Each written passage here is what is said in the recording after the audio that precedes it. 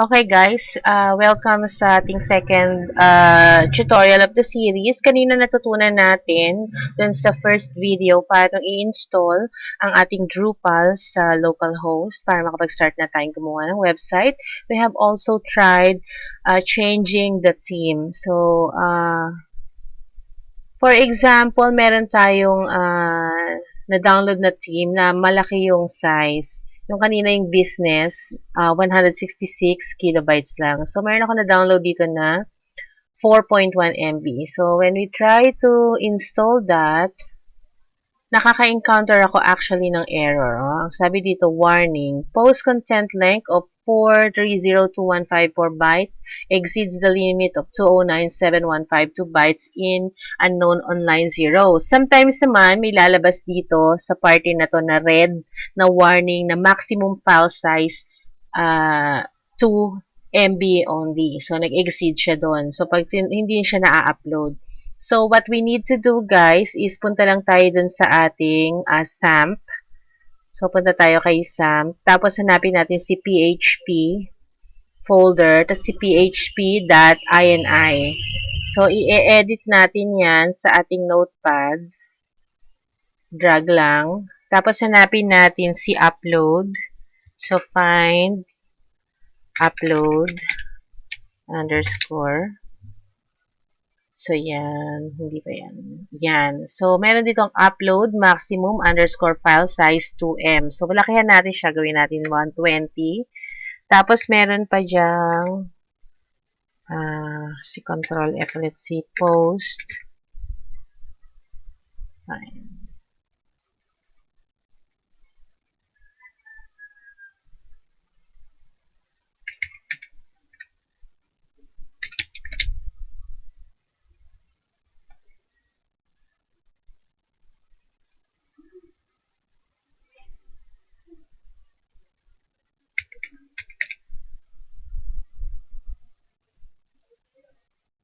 Ngayon, post underscore max. Wala rin siya. So, up. Yun. Si post underscore max size. Gawin natin 20 rin. Tapos file, save. Okay. So, pag in-edit nyo yan, i-exit nyo muna ang inyong si MySQL. Tapos, saka nyo siya i-relaunch.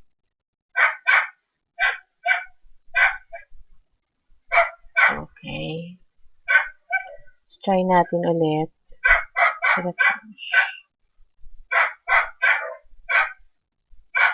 Okay, install. Ayaw pa rin niya. Oh, maybe later.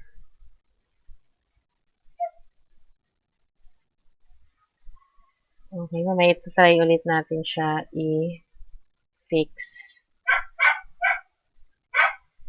Okay, may i-try ulit natin siya i-install. Usually, hindi siya agad nag-take effect. Pero, yun ang fix doon. Punta kayo sa php.ini. So, mamaya na natin siya i-try na install.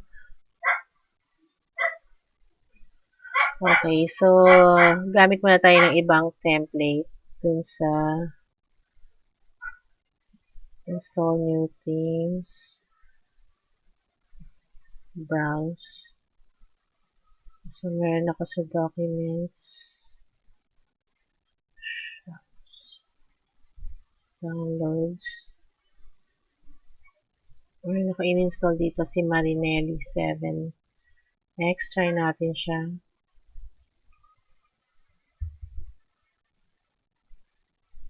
Yan. So, nag-install na si Marinelli. Yun yung kanina, no? Ito. Blue. Okay. So, enable newly added themes. Tapos, isa-set natin din siya na default. Okay. So, nasa na si Marinelli. Enable and set default.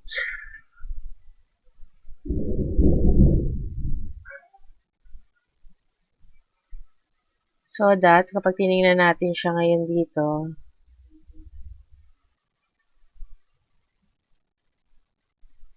May iba na rin siya. Okay, so yan na siya, di ba? Stick, di ba?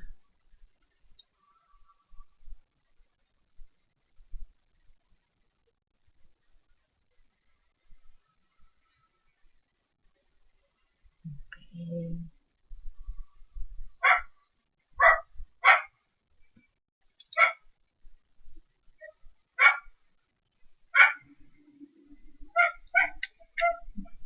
Okay, so naiinis tayo dito kasi ayaw naman natin yan, di ba? So, palitan natin sa Photoshop. So, kanina, inano ko yung kopyahin ang URL ng image. So, pinaste ko siya dito. Ito siya. So, hanapin natin siya ngayon.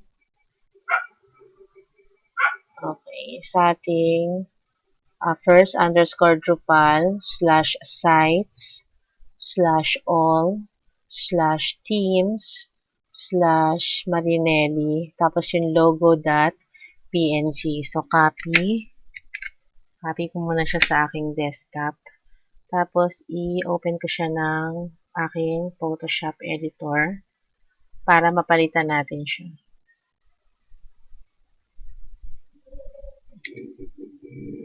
Okay, so open ko siya. File. Sorry guys, mabagal ang aking PC. So, open natin.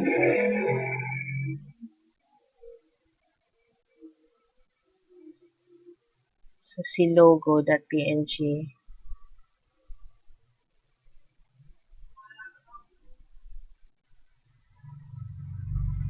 So, yan siya. So, gusto ko siyang palitan. Ito, meron akong ready dito na picture. So, kasi pag yan, halatang-halatang, so, kakrop ko lang to.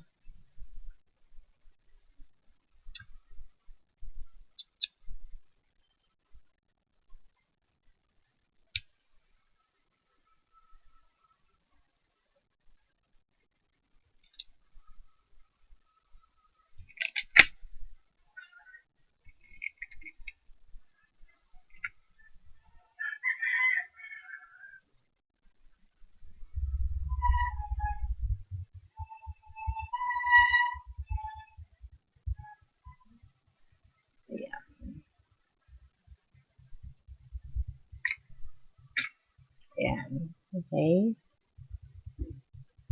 Place, apply, file, save.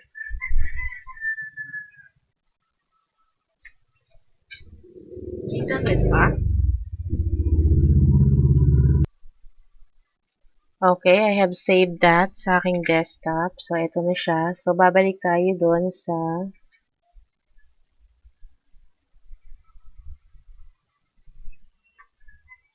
i-override lang natin siya. Tapos, pag tinignan mo yung website, alright, bingo. So, yan lang, di ba? Simple lang yung pag-edit. Pero linis-linisin nyo lang ng konti para medyo maganda. But that is one way para i-edit nyo yan. So, andito na tayo sa Marinelli. So, we will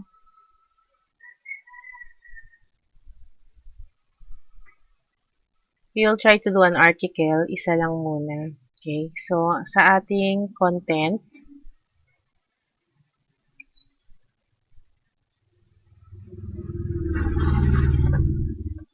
so add content. So, there are two types of contents na pwede natin gawin, guys. Isang basic page. It's just a plain article na walang picture or an article. So, pwedeng article. Pag itong ginamit natin, guys, ay ang mangyayari, magkakaroon tayo ng option to upload an image. So, yan. Title, welcome page. Okay, welcome to my page. So, body, welcome.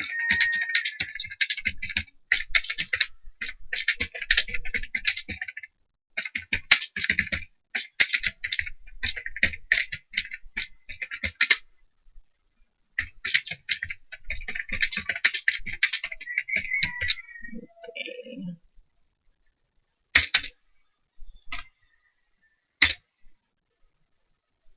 Okay, so dito pwede kang mag-try na mag-upload ng picture.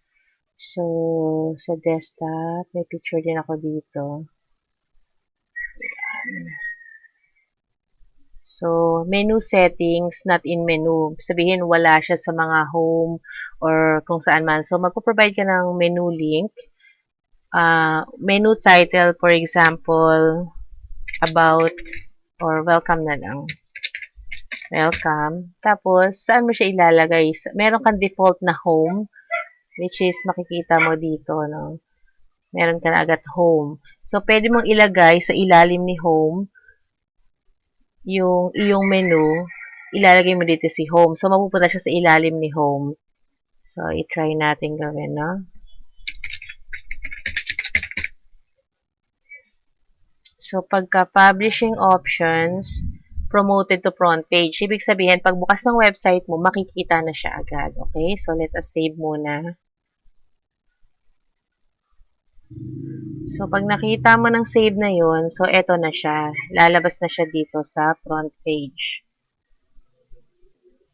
So, ito mga nakikita niyong picture diyan kanina. Ayan. So, welcome to my page. I'm so glad you're here.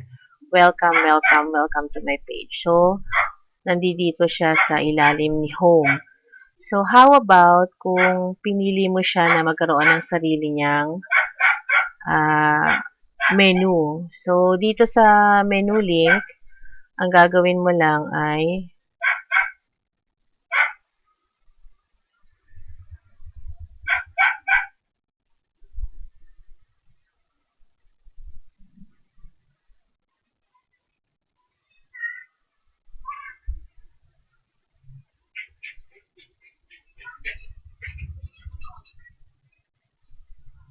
so, edit mo lang siya dito. Kaya, add ka ng bagong content. Ayan, meron dito yung mga selected contents mo.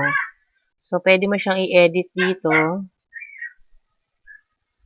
Tapos, gawa ka ng sariling menu. For example, about. So, dito sa ilalim, lagay mo yung main menu. Tapos, menu link title, welcome, save.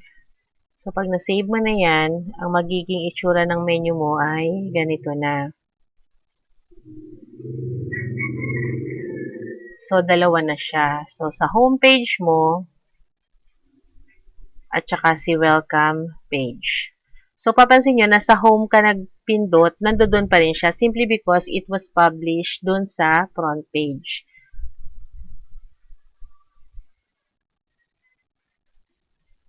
Okay? So, kung gusto mong tanggalin yun, alisin mo yung edit ulit natin to. Tapos, alisin natin yung publish to front page para siya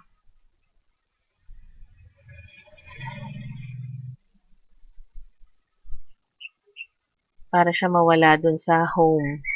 Save. Okay, so pag pin-review natin siya,